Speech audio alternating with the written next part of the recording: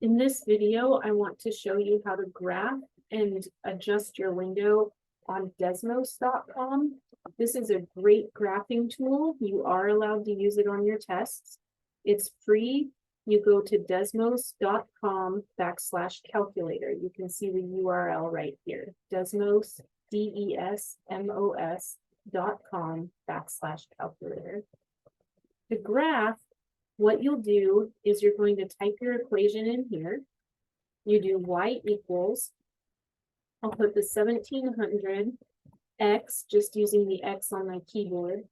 To get an exponent, I'll use the up caret key by doing Shift-6 on my keyboard. That puts me in exponent mode. I put the square.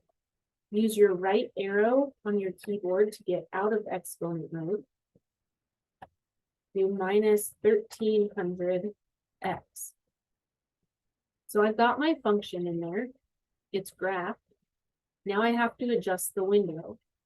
To adjust the window in Desmos, go to this wrench tool up in the upper right.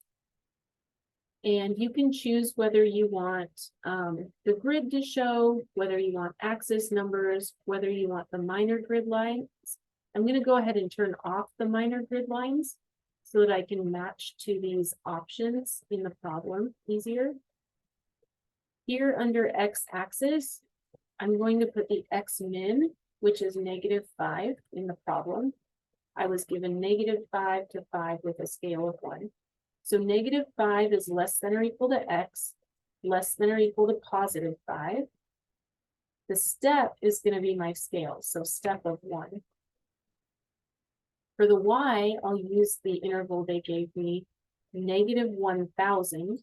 So I'll come to the y-axis portion and do -1000 is less than or equal to y is less than or equal to 2000, because I was given a y max of 2000. The scale is 500, so under step, I'll put 500. Now I just click on my graph, and I've got the parabola.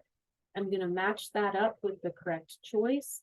Notice it goes through the origin, the 0.00, and then it dips below the x-axis, comes back up, and goes above the x-axis before I even get to x equals 1. So that matches up with the first option here.